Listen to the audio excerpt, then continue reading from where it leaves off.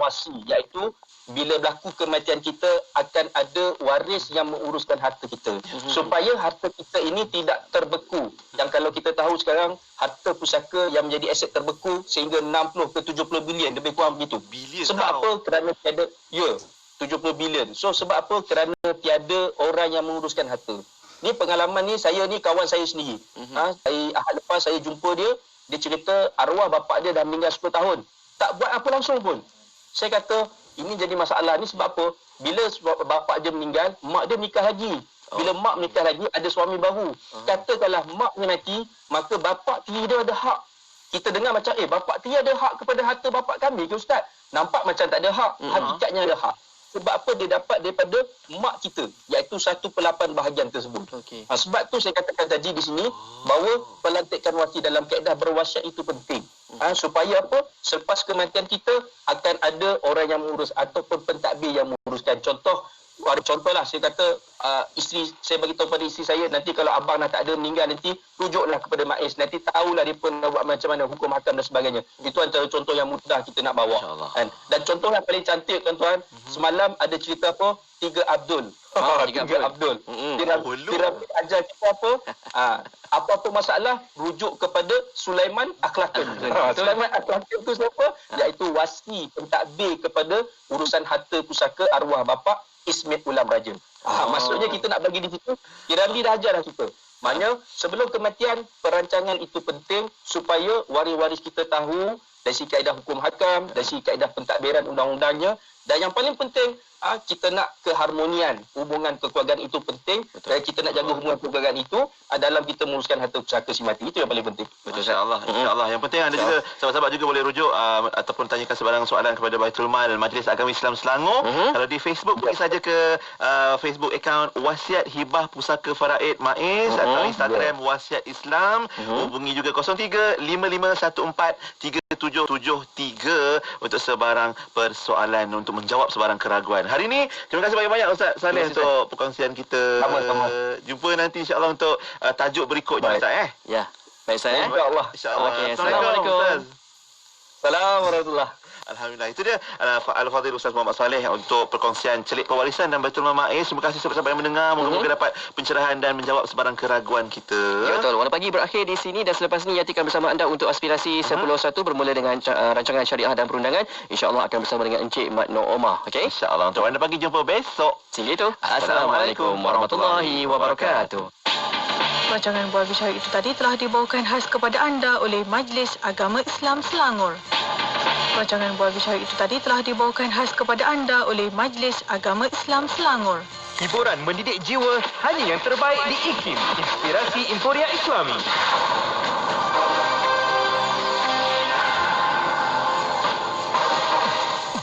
Assalamualaikum dan selamat pagi bersama Mazlina Ismail untuk berita IKIM. Perintah Kawalan Pergerakan Bersyarat PKPB di Selangor, Kuala Lumpur dan Putrajaya yang dijadual tamat hari ini dilanjutkan selama 14 hari lagi sehingga 9 November ini. Menteri Kanan Keselamatan Datuk Seri Ismail Sabri Yaakob berkata perkara berkenaan diputuskan dalam mesyuarat khas Majlis Keselamatan Negara MKN semalam selepas meneliti perkembangan semasa penularan COVID-19 di Lembah Kelang. Katanya pada sidang media perkembangan PKP pemulihan PKPP di Wisma Pertahanan Kuala Lumpur semalam. Beliau berkata prosedur operasi standard SOP PKPB untuk tempoh 2 minggu itu akan turut menggunakan SOP yang sama. Penutupan semua institusi pendidikan yang berdaftar dengan Kementerian Pendidikan KPM di Selangor, wilayah Persekutuan Kuala Lumpur dan wilayah Persekutuan Putrajaya dilanjutkan sehingga 9 November ini.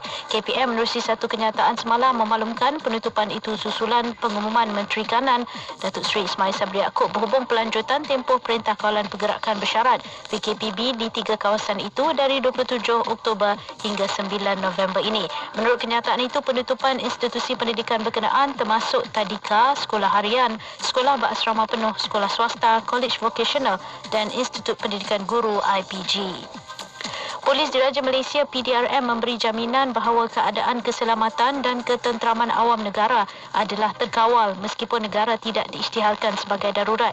Ketua Polis Negara Tan Sri Abdul Hamid Bahadur berkata ini kerana PDRM tetap dan sentiasa fokus kepada tugasan hakiki iaitu menjaga keselamatan dan ketenteraman awam. Selain melaksanakan penguatkuasaan prosedur operasi standard SOP Perintah Kawalan Pergerakan Pemulihan PKPP. Kata beliau kepada Bernama semalam, Tan Sri Abdul Hamid berkata tiada kompromi terhadap mana-mana individu yang tidak bertanggungjawab yang didapati menimbulkan kegusaran dan kekacauan, selain memberi peringatan bahawa PDRM sentiasa memantau aktiviti di seluruh negara.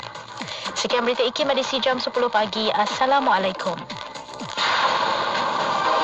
Laporan berita tadi dari sumber bernama Kapsul Masa.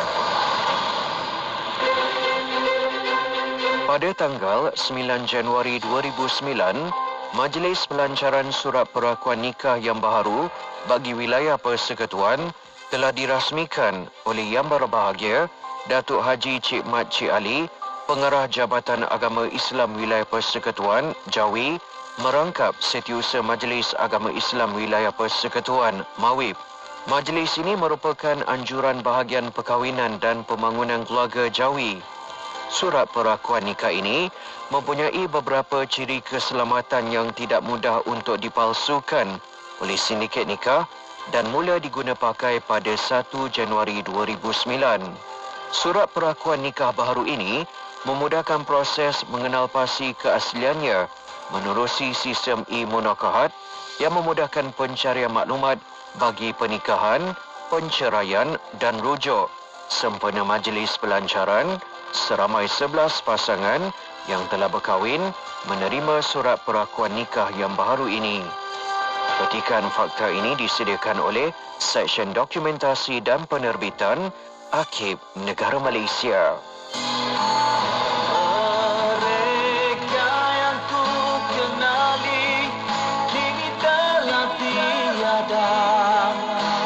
Kempen Tabung Pahlawan, sebarang sumbangan layari tabungpahlawan.jhev.gov.my Pahlang Derma.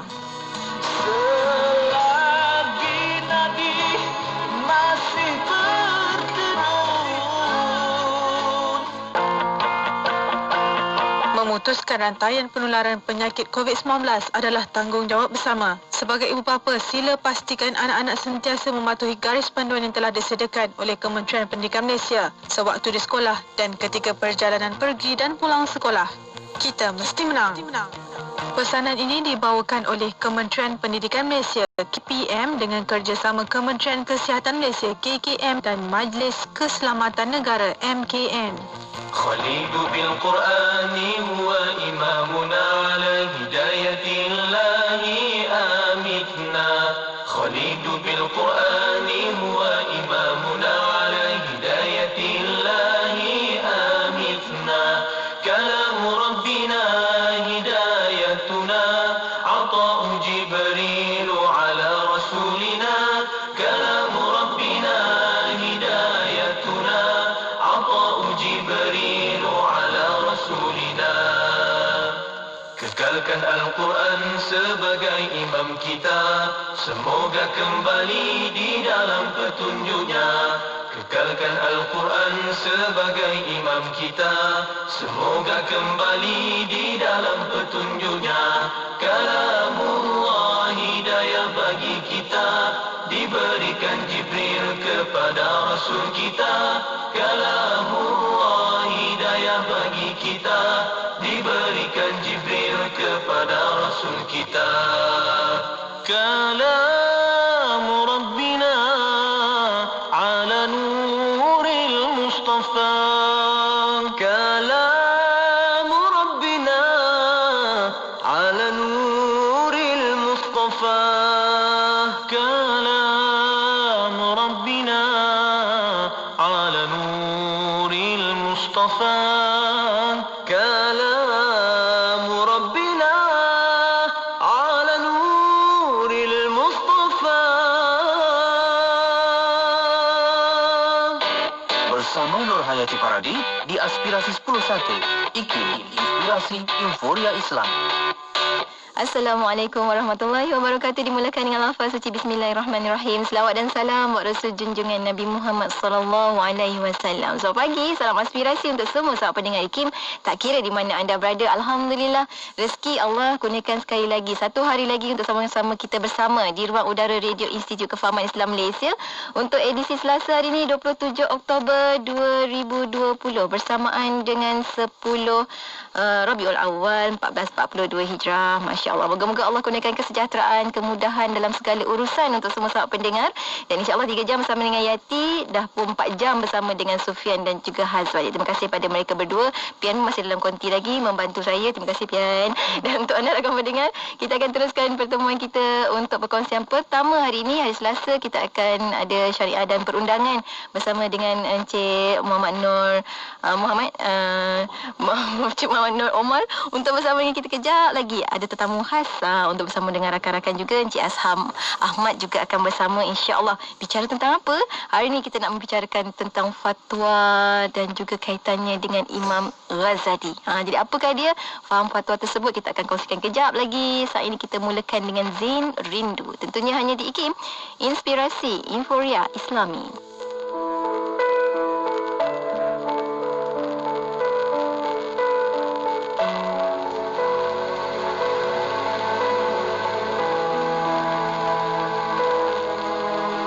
Malamku kelam, tiada teman bicara. Melerai resah, berubah gundah jiwa.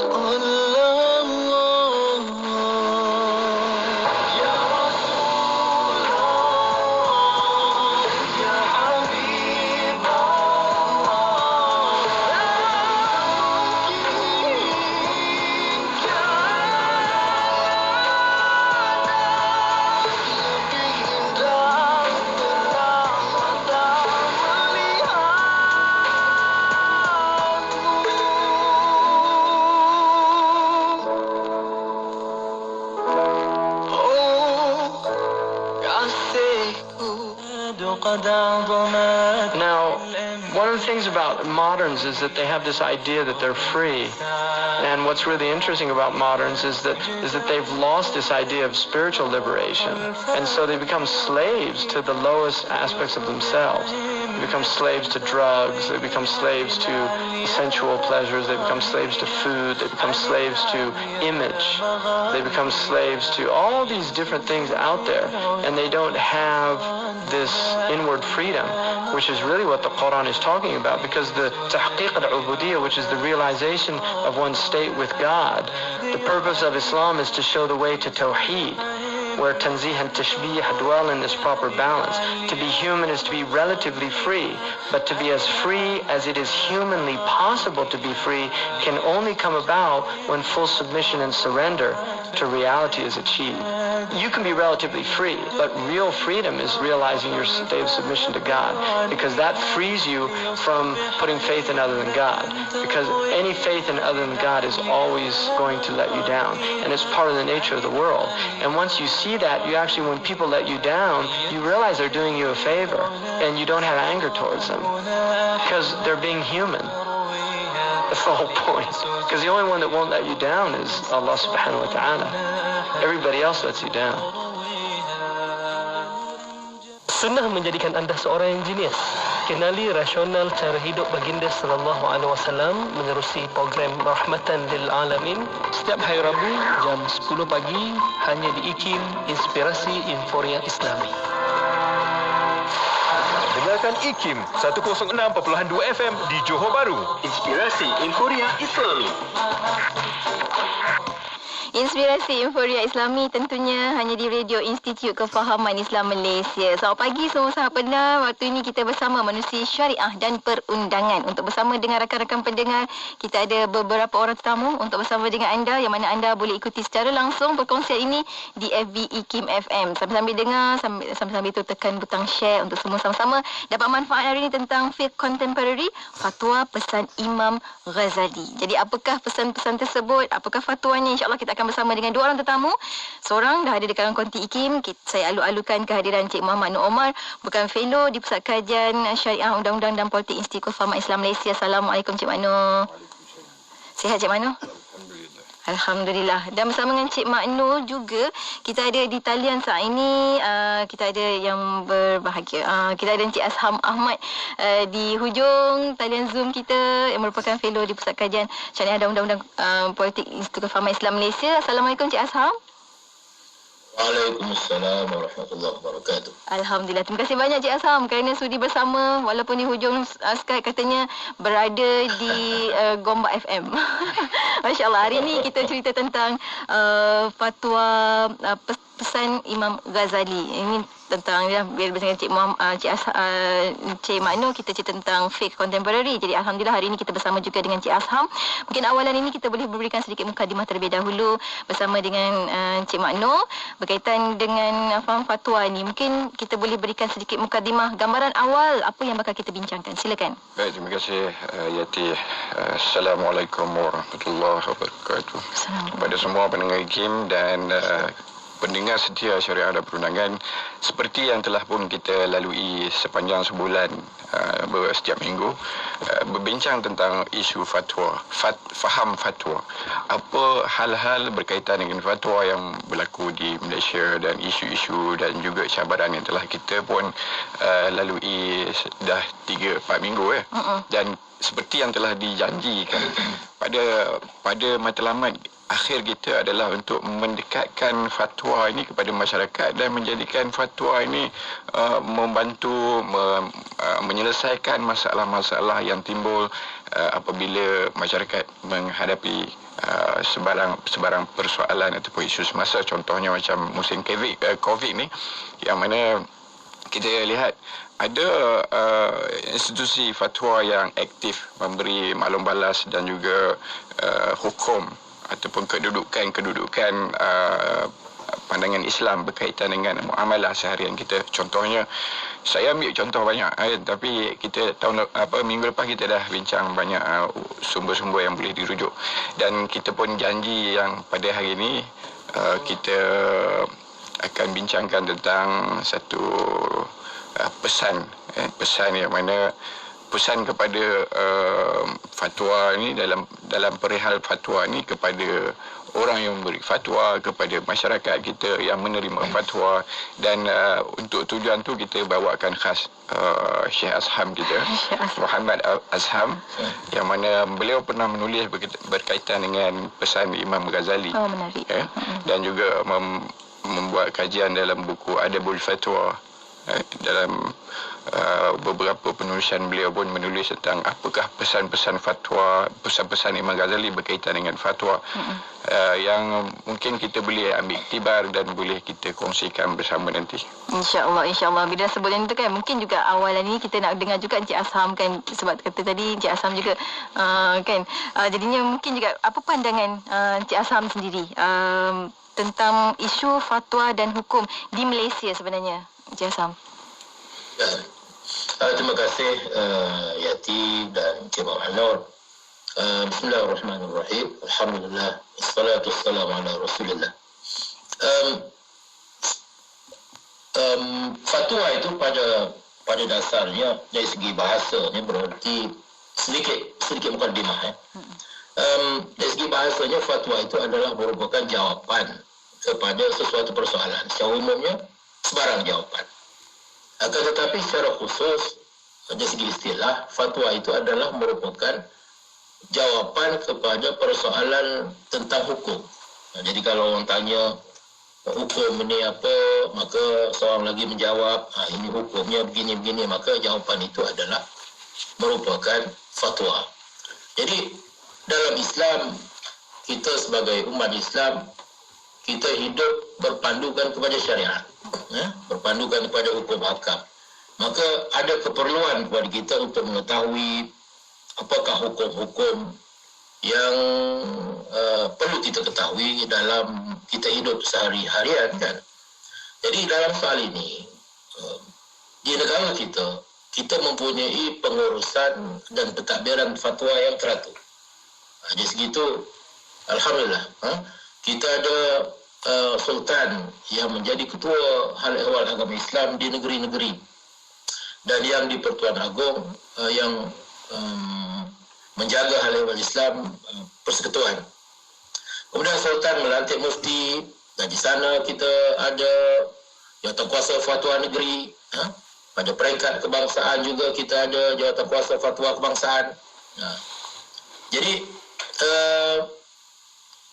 ini adalah merupakan apa yang ada di negara kita, diamalkan, diuruskan dengan baik.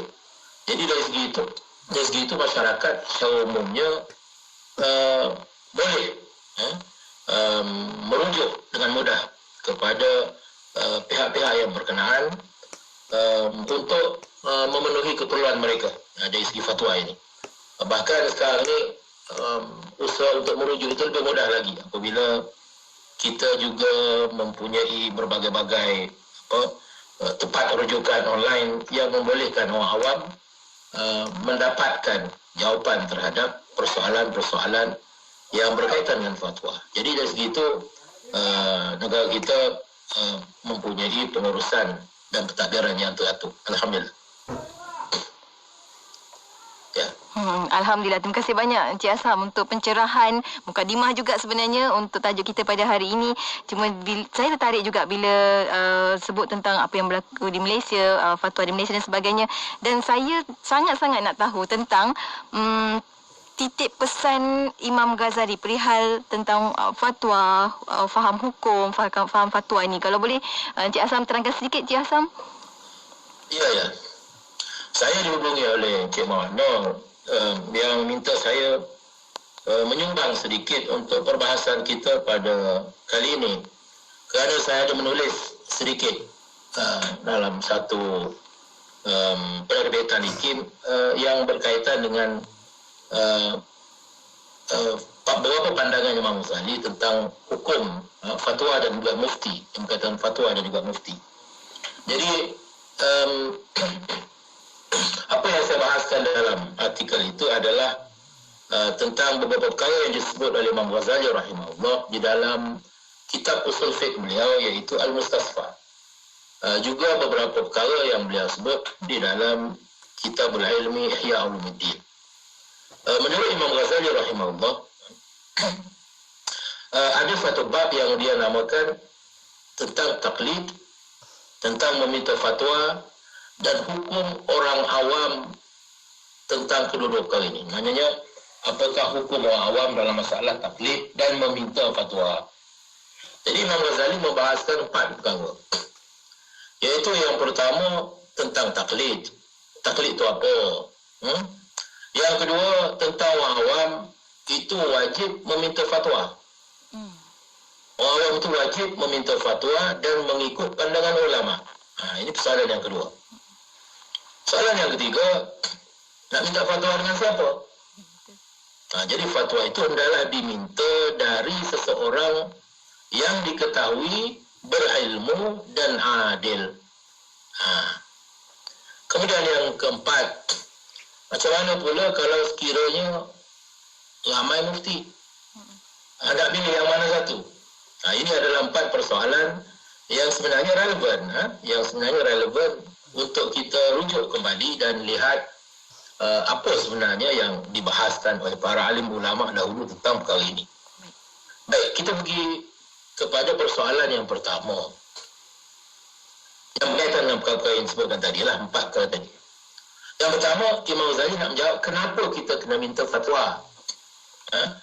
Kenapa? Kerana hajat manusia kepada fatwa yang timbul. Kerana kita perlu hidup mengikut panduan hukum. Itu sebab. Kita perlu hidup mengikut panduan hukum. Kalau kita nak hidup tanpa sebarang panduan hukum, hidup secara bebas, tanpa sebarang ikatan, tanpa sebarang pertimbangan halal, haram, sah, batal, itu tak timbul soal fatwa. Tapi kalau kita nak hidup berpandukan pada hukum, kerana hanya dengan hidup berpandukan hukum itu sahaja kita mendapat keredaan Allah, maka kita perlukan pada fatwa. Bagi seorang mujtahid, keperluan kepada hukum itu dia penuhi dengan cara berijtihad. Pasal dia mujtahid, maknanya dia boleh keluarkan sendiri hukum hakam daripada kitab, daripada sunnah, daripada ijma'. Dia boleh, kerana dia memiliki kemampuan ilmiah yang membolehkannya berijtihad. Tapi kita nak cakap tentang orang awam. Bagaimana dengan orang awam, orang biasa macam kita, yang kalau belajar agama pun tidaklah setinggi mana, kan? Apatah lagi yang tak belajar sangat, orang biasa-biasa saja. Jadi mereka juga perlukan kepada hukum dalam memandu kehidupan mereka, untuk jadi panduan hidup mereka.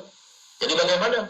Bagi mereka itulah perlu kepada fatwa. Maka mereka mesti meminta fatwa. Perbuatan meminta fatwa itu adalah dinamakan istifta, minta fatwa. Maknanya bertanya. Fatwa saya sebutkan tadi bertanya. Tanyalah hukum. Jadi soalnya nak tanya kepada siapa? Bukan tanya kepada sembarangan orang. Tanya kepada orang yang ada ilmu. Itu satu. Yang kedua, orang yang adil. Maknanya orang yang mengamalkan ilmunya, orang yang tidak sembarangan. Maknanya orang yang adil ni maknanya tidak melakukan dosa-dosa besar, bukan diketahui sebagai seorang yang fasik.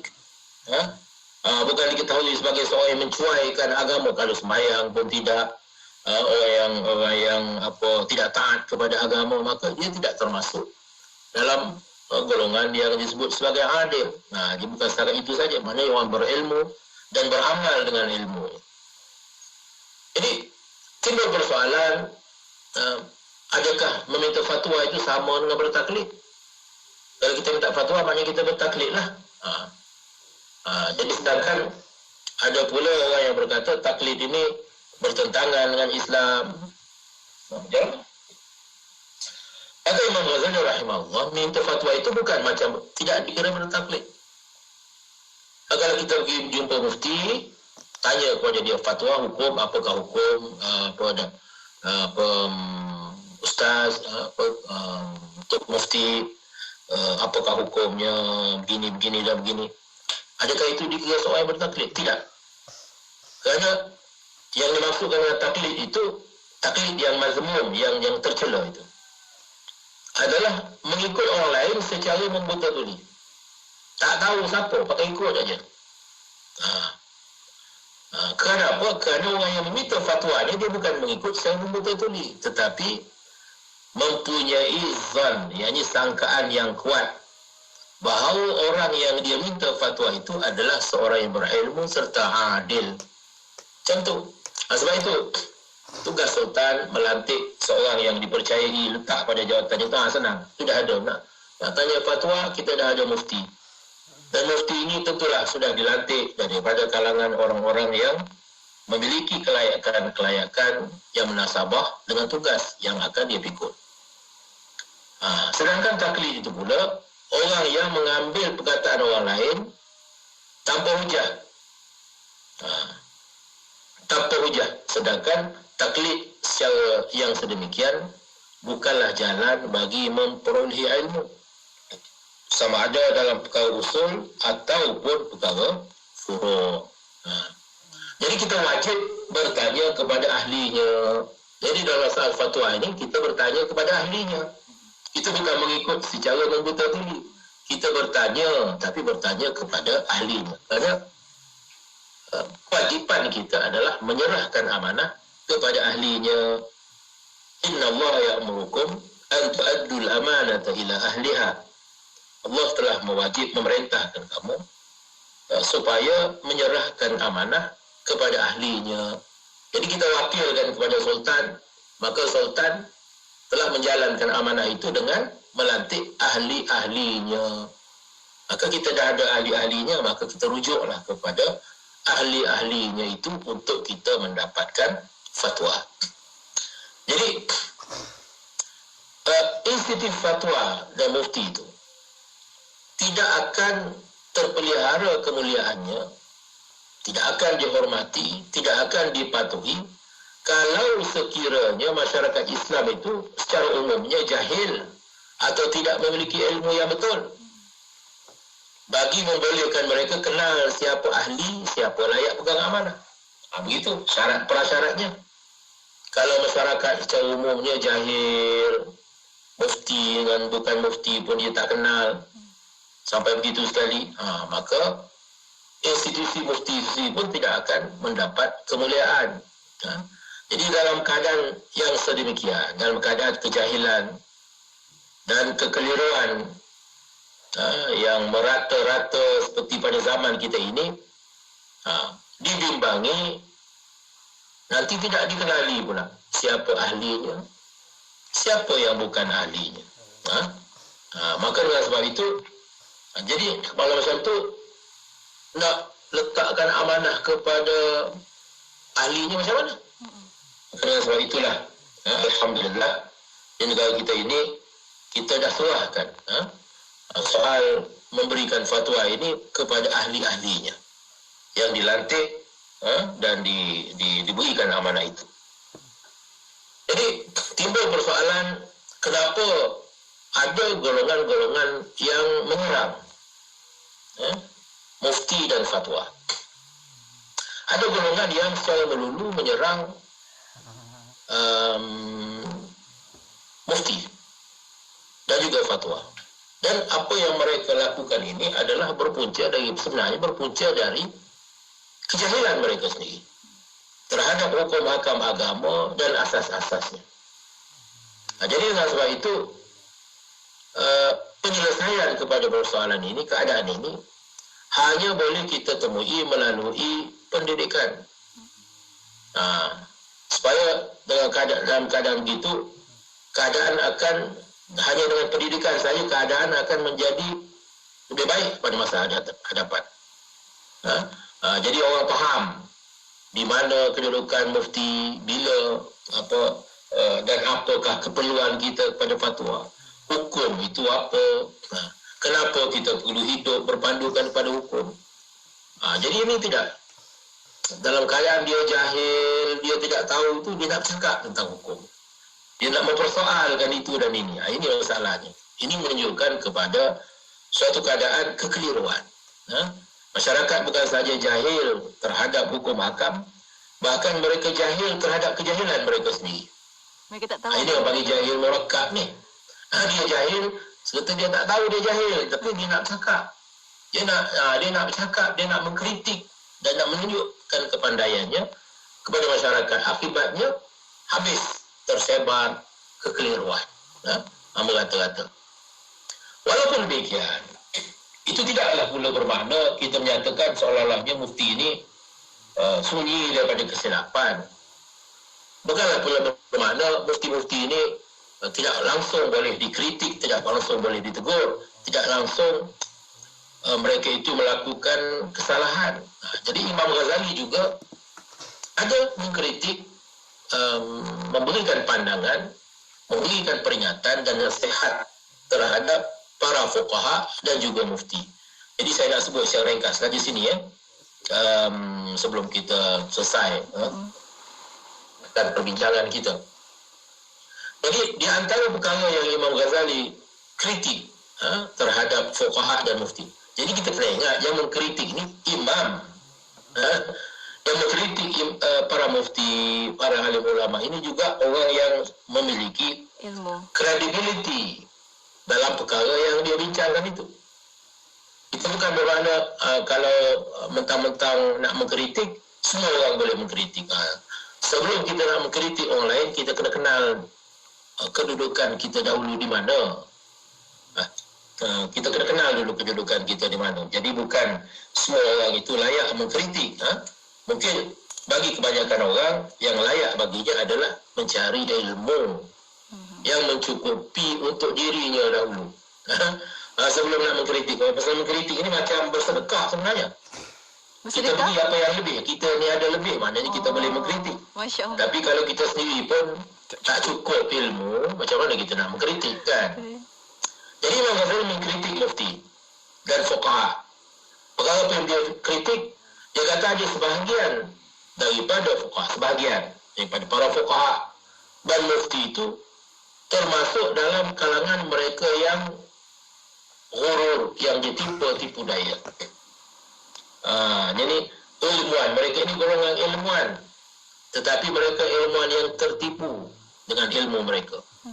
Puncanya apa? Puncanya kerana mereka menyangka bahawasanya mereka memiliki kedudukan yang istimewa di sisi Allah. Di sisi manusia mereka ada jawatan yang tinggi. Akan tetapi mereka sangka di sisi Allah juga mereka mempunyai kedudukan yang tinggi.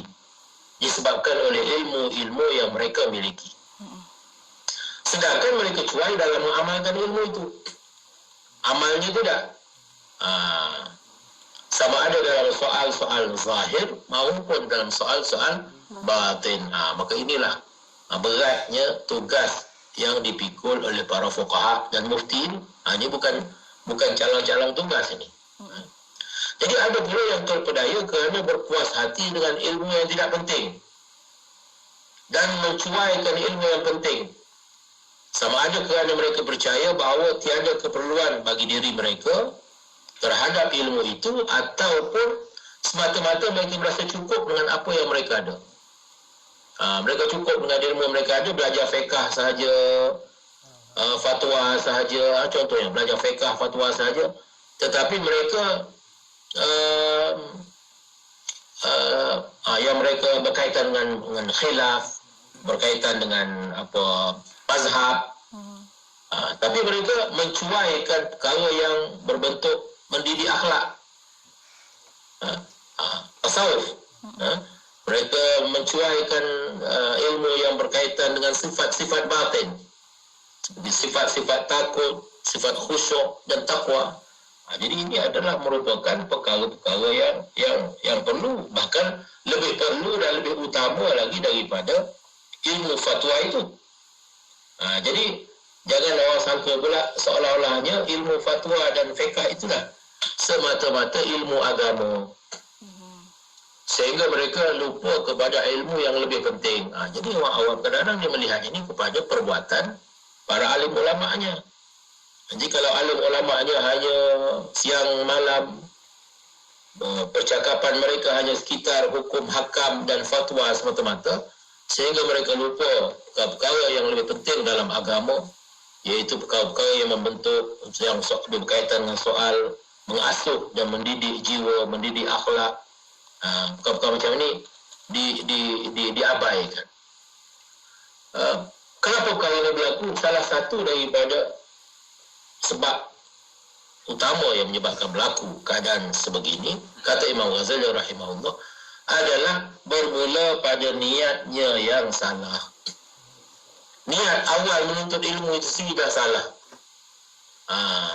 Jadi niat menuntut ilmu itu kebanyakannya adalah dengan tujuan untuk memperolehi kelebihan-kelebihan duniawi.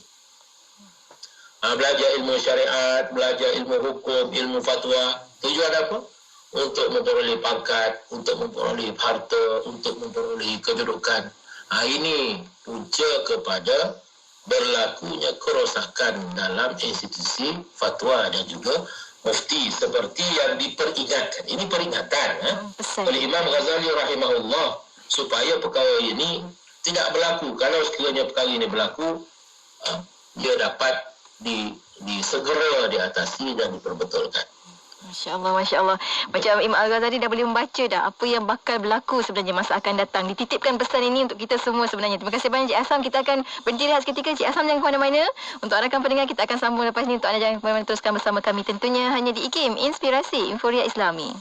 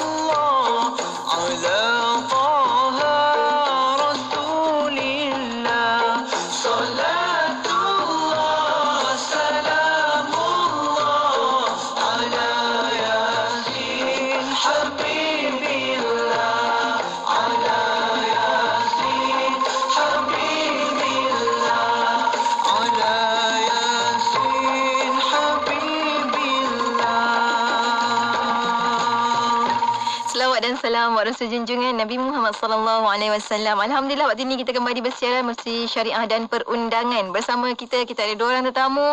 Pertama di Konti IKIM kita ada Encik Muhammad Nur Omar, merupakan fellow di Pusat Kajian Syariah Undang-Undang dan Politik Institut Kefahaman Islam Malaysia. Dan seterusnya kita di talian kita ada Encik Asham Ahmad, merupakan fellow kanan di Pusat Kajian Syariah Undang-Undang dan Politik Institut Kefahaman Islam Malaysia. Masya-Allah, terima kasih banyak Encik Asham. Tadi pencerahan sangat baik. Maknanya betapalah kita kena faham tentang konsep faham fatwa dan juga konsep tentang tahu siapa yang ahli untuk kita faham apa yang kita cakap, apa yang kita nak perdebatkan, kita tahu apa usulnya. Dan Alhamdulillah tadi mungkin Encik Mano kan kita dengar panjang lebar daripada Encik Asham. Ada banyak itu sebenarnya. Ada banyak. Disampaikan. Kita Encik Asham masih simpan lagi nampaknya. Tapi saya nak minta Encik Asham beri sikit pencerahan berkenaan dengan mencuaikan ilmu. Maknanya kita sebagai masyarakat awam dan juga para mufti ataupun mereka yang terlibat di dalam institusi fatwa ini, aspek mencuaikan ilmu yang penting dan mengutamakan ilmu yang tak penting. Mungkin Encik Asham boleh ulas sikit. Ya, terima kasih Tuan Mano. Itu soalan yang sangat penting lah. Bahkan saya rasa intisari kepada keseluruhan perbahasan kita pun di situ. Jadi kita bercakap tentang institusi fatwa. Institusi fatwa ini bukannya mufti saja. Institusi fatwa ini melibatkan seluruh umat Islam. Jadi kita ada masyarakat umum yang perlu kepada fatwa. Ini yang meminta fatwa. Kemudian kita ada golongan yang mengeluarkan fatwa, yang memberikan fatwa, iaitu para mufti dan mungkin pejabat mufti ataupun jawatan kuasa fatwa macam tu. Jadi kedua-dua pihak ini yang meminta fatwa dengan yang memberi fatwa, ini asas kepada mereka, rujukan mereka adalah kepada ilmu. Dengan sebab itu maka masyarakat Islam itu perlu dididik secara keseluruhannya, perlu mendapat pendidikan yang cukup tentang Islam itu apa, tentang ilmu-ilmu yang penting di dalam Islam itu, yang utama di dalam Islam itu.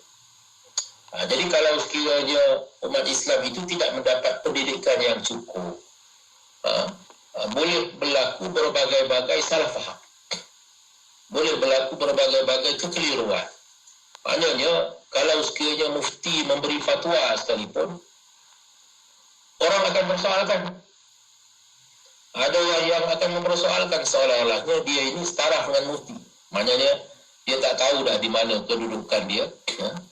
Dia tak tahu apabila masa dia sepatut dengar, dan tidak tahu bagaimana nak mempertimbangkan apa yang dia dengar itu. Kerana dia tidak mengetahui asas-asasnya. Dengan sebab itulah saya sebutkan tadi, perlunya masyarakat itu dididik dengan pendidikan yang betul. Maknanya dirancang pendidikan itu dengan betul. Maknanya bukanlah semata-mata masyarakat Islam itu diatur, disusun dengan bagi hukum. Ini hukumnya halal, ini hukumnya haram. Halal boleh buat, haram tak boleh buat. Begitu saja. Seolah-olah mereka itu robot. Mereka bukan robot, bukan sebegitu. Tetapi mereka itu sendiri pun perlu diangkat. Maknanya bukanlah hanya semata-mata dengan bertanya hukum, kemudian terus pergi. Sedangkan pendidikannya tidak berjalan dengan baik. Kefahamannya tidak ada.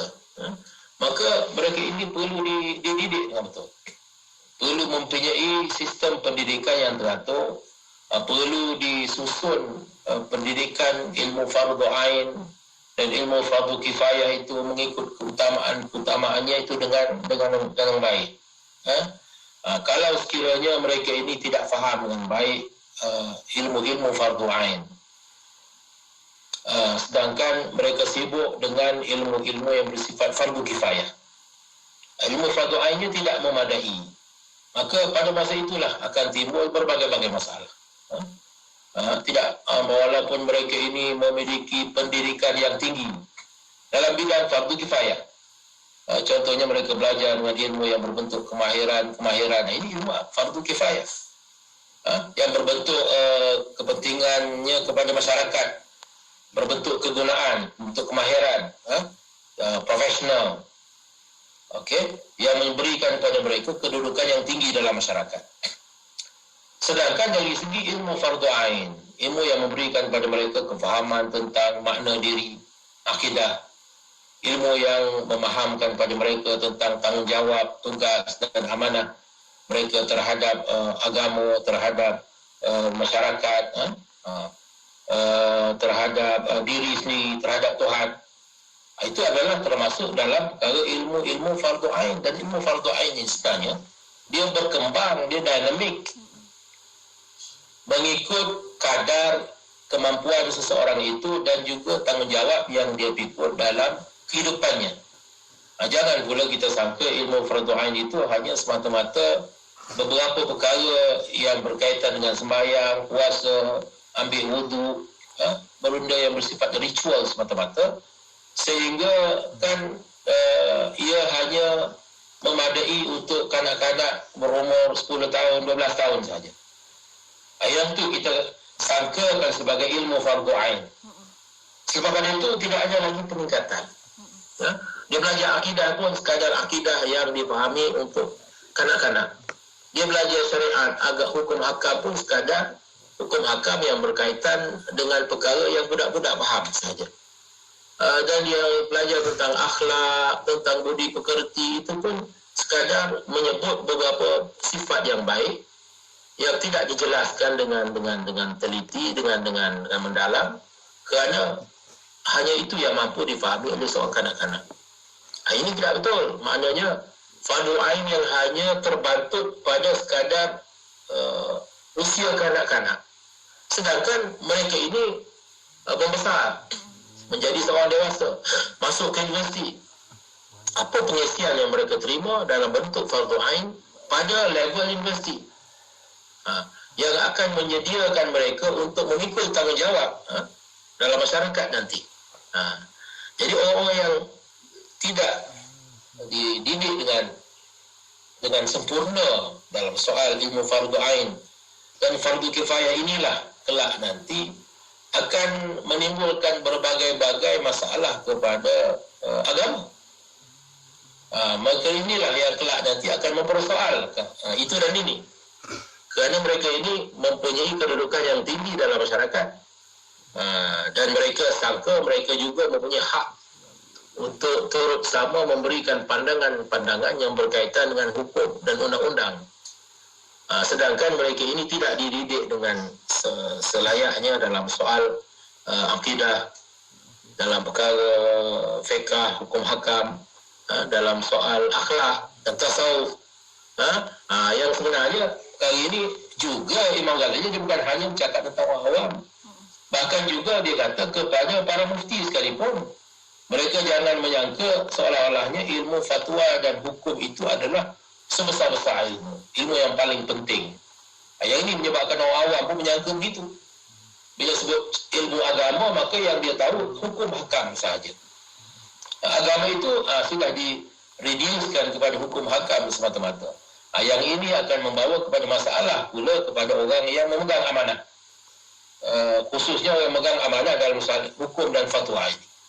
Kalau sekiranya mereka ini hanyalah orang-orang yang hanya sekadar mengetahui tentang hukum hakam yang zahir, sedangkan mereka ini lupa perkara yang berkaitan dengan batin, ilmu-ilmu batin, ilmu-ilmu yang dibahaskan oleh para sufi, yang termasuk dalam ilmu akhlak, ilmu tasawuf, ilmu yang berkaitan dengan sifat taqwa, sifat redha, sifat qanaah, syukur dan lain-lain.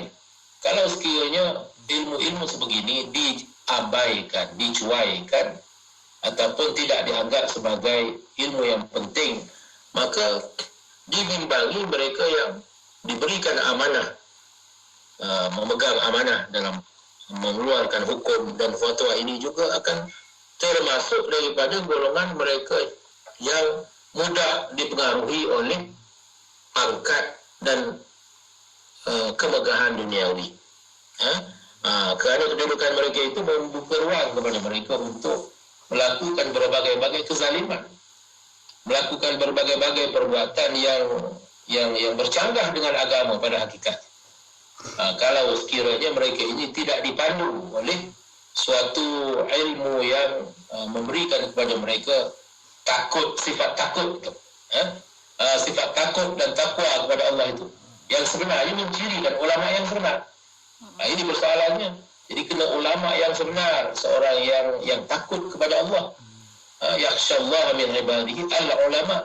Kalau betul-betul dia itu seorang yang ulama, maka sifatnya itu adalah takut kepada Allah. Bukan semata-mata takut kepada manusia. Takut kepada penguasa. Itu bukan sifat ulama yang dinamakan sebagai ulama rabbani. Ya. Masya-Allah, alhamdulillah, masya-Allah. Kita pun sampai hujung-hujung rasanya tak puas sebenarnya dalam masa 45 minit ni, tak puas sebenarnya bersama dengan Cik Asham. Betul tak Encik Makno kan? Kita sampai hujung-hujung. Mungkin di hujung ni kita berikan sedikitlah Cik Asham. Rasa tak puas, tak selesai urusan kita kalau Cik Asham sendiri tak berikan sedikit ulasan saranan lah, nasihat pada kita semua ni, orang-orang awam, untuk memastikan bila kata tentang faham fatwa, kepentingannya bagaimana. Silakan. Ya, kita kena balik kepada yang asal itulah. Hendaklah diperbetulkan. Semula segala salah faham, segala salah faham yang berkaitan dengan agama, salah faham yang berkaitan dengan apa itu syariat, apa itu hakikat, apa itu tarikat, apa itu makrifat, apa yang asas dalam agama yang sudah dilupakan. Supaya kaum muslimin, dan untuk tujuan itu maka kaum muslimin hendaklah dididik dengan betul, supaya mereka kembali mengenali semula apakah ilmu yang benar-benar bermanfaat buat mereka, dan supaya mereka dapat mendidik diri mereka dengan ilmu-ilmu itu. Dengan kata lain, hendaklah diusahakan, di samping kita memiliki yang kita sebut tadi, institusi fatwa yang teratur, yang ditadbir dengan baik, tetapi institusi fatwa itu hendaklah didokong oleh sistem pendidikan yang baik. Maka umat Islam perlu dididik semula di atas landasan yang sebenar, supaya dengan itu mereka juga dapat meningkatkan kefahaman mereka, sekaligus meningkatkan kualiti mereka sebagai umat Islam. Ya. Masya Allah, maknanya tuntut ilmu tu tak ada had usianya kan Encik Asham, dan kita Cik Makno, kita sampai ke hujung-hujung ni Cik Makno mungkin ada kesimpulan jugalah, sebab hari ni pun merupakan hari terakhir sebenarnya Cik Asham. Cik Makno, hari ni hari terakhir untuk Syariah dan Perundangan untuk tahun ini, tahun 2020. Hujung ni akhir kata dan juga kesimpulan sikitlah bila kata tentang faham fatwa ini. Silakan. Baik, saya merahkankan ribuan terima kasih kepada Cik Asham yang sudi untuk menyumbang kepada kita dalam membincangkan persoalan isu yang kita sebutlah tentang fatwa, dan itu kepentingan, keahlian dan juga kemampuan bukan sahaja di kalangan mufti institusi fatwa, tetapi kemampuan masyarakat itu penting untuk membezakan ataupun dengan ilmu yang mendasar, yang betul, boleh mengelakkan apa yang disebutkan sebagai terlalu taksub kepada sesuatu pandangan, dan kita boleh bersederhana dan kita adil dalam memilih pandangan-pandangan hukum yang akhirnya memberi manfaat dan juga menyelesaikan masalah isu-isu semasa. Kita tidak kering daripada isu semasa, kita akan sentiasa menghadapi persoalan-persoalan yang melibatkan hukum di masa akan datang. Betul. Dan pengisian kita pada bulan ni alhamdulillah boleh memberi sedikit ruang dan juga panduan supaya pendengar Radio IKIM terutamanya yang special ni dapat mengetahui begitulah tentang faham fatwa. InsyaAllah sebagai bekalan kita, kalau kita mendengar akan datang mungkin ada timbul ada percanggahan pandangan dalam fatwa, dalam hukum, dan ada dalam perbincangan hujah-hujah hukum dan sebagainya.